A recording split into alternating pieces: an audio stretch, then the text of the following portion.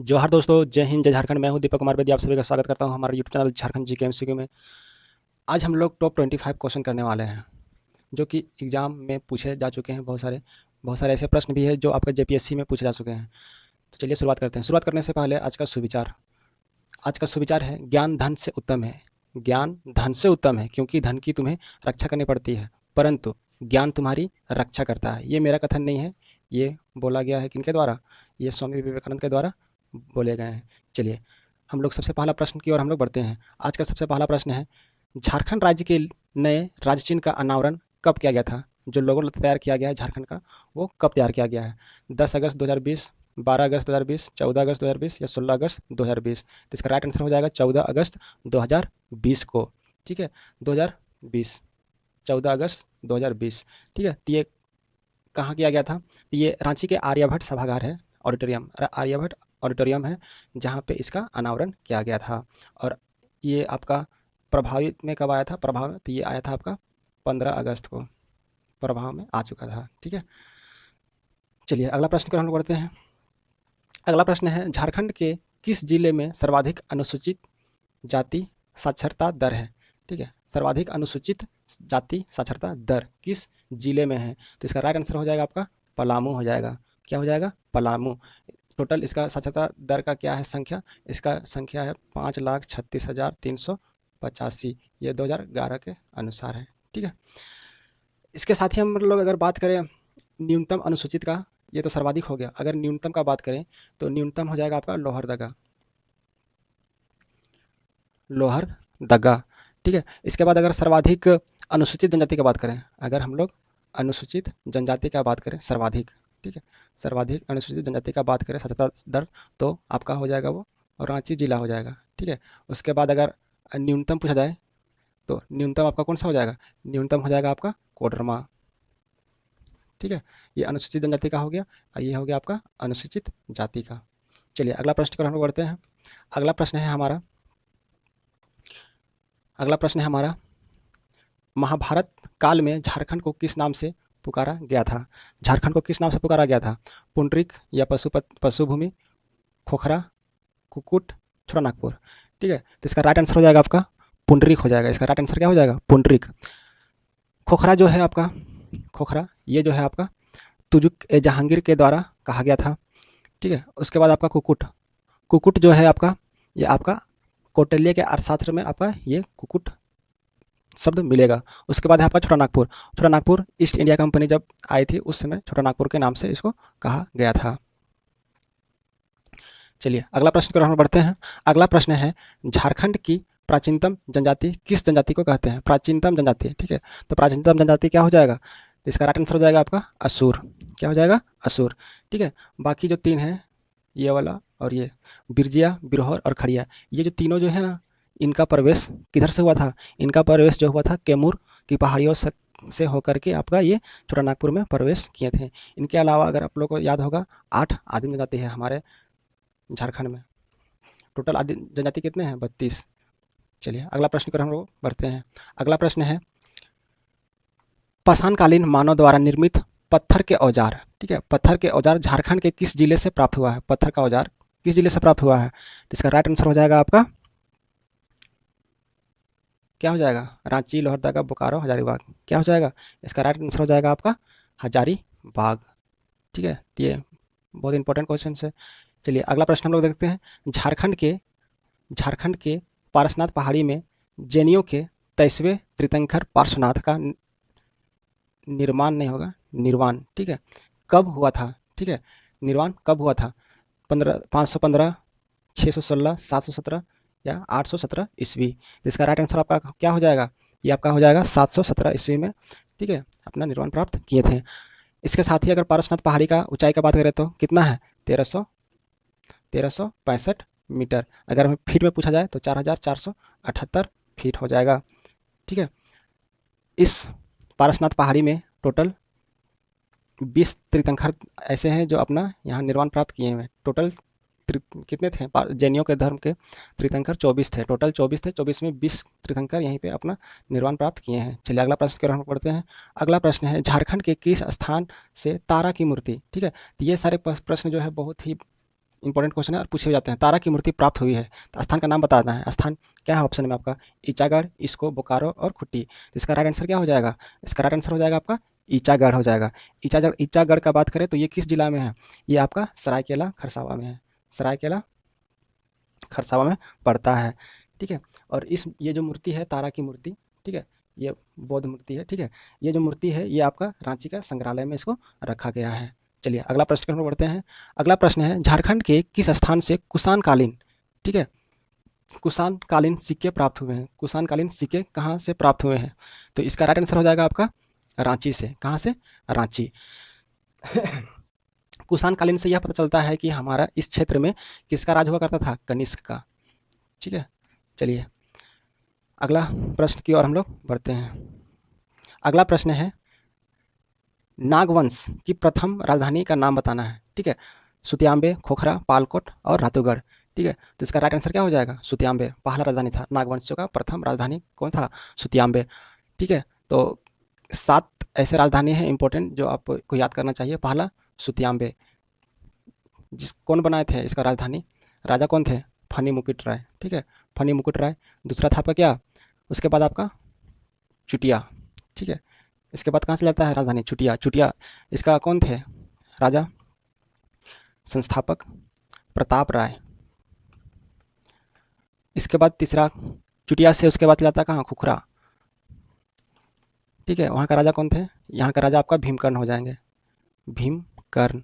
उसके बाद खुखरा के बाद आता है आपका दोईसागढ़, ठीक है, दोईसा या डोईसा, ठीक है।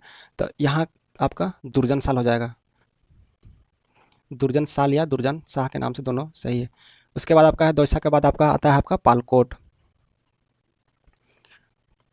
ठीक है। यहाँ का राजा कौन थे? ये आपका यदुनाथ शाह हो जाएगा। क्या हो जाएगा? यदुनाथ शाह। 6 हो जाएगा, क्या हो जाएगा? 6 हो जाएगा आपका पालकोट भौरा, पालकोट भौरा। इसका राजा कौन थे? जगन्नाथ शाह। उसके बाद लास्ट और अंतिम नागवंशियों का जो राजधानी था वो आपका रातूगढ़ हो जाएगा, ठीक है, जो अभी भी है, जाकर के देख सकते हैं रातूगढ़। ये उदयनाथ हो जाएगा। इसका राजा कौन थे? उदयनाथ शाह।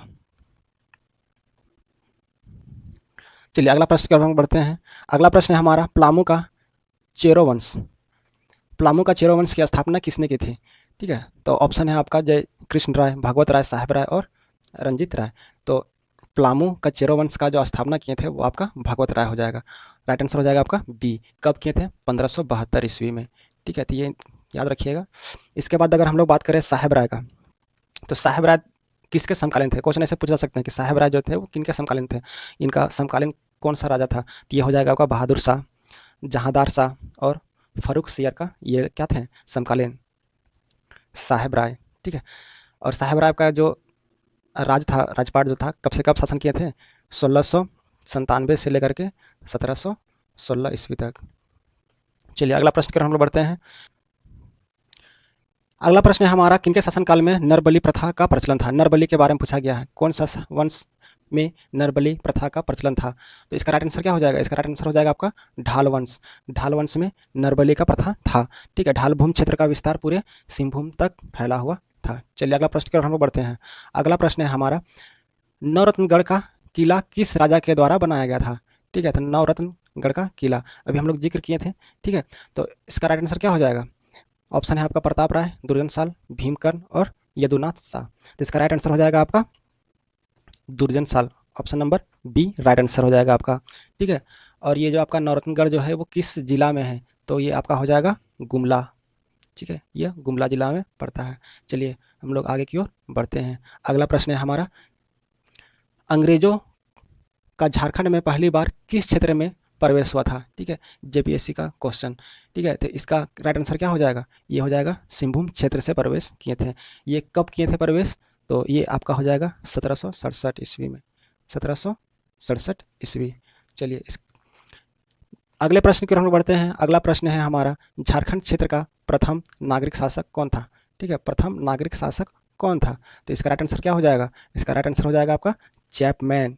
राइट आंसर क्या हो जाएगा? चैपमैन। इंपॉर्टेंट क्वेश्चन है। अगला क्वेश्चन के हम लोग बढ़ते हैं। अगला प्रश्न क्या है? भोक्ता विद्रोह भोक्ता विद्रोह का नेतृत्व कौन कर रहे थे? ठीक है, भोक्ता विद्रोह का नेतृत्व कौन कर रहे थे? इसका राइट आंसर क्या हो जाएगा? इसका राइट आंसर हो जाएगा आपका जगन्नाथ सिंह भोक्ता। चलिए अगले प्रश्न की ओर हम लोग बढ़ते हैं। अगला प्रश्न क्या है हमारा? अगला प्रश्न है हमारा, तिलका आंदोलन की शुरुआत किस वर्ष हुई थी? तिलका आंदोलन के बारे में पूछा गया है। तो तिलका आंदोलन बहुत ही मोस्ट इंपॉर्टेंट क्वेश्चन है एग्जाम के व्यू से। ठीक है, तो आपका इसका राइट आंसर क्या हो जाएगा? 1783।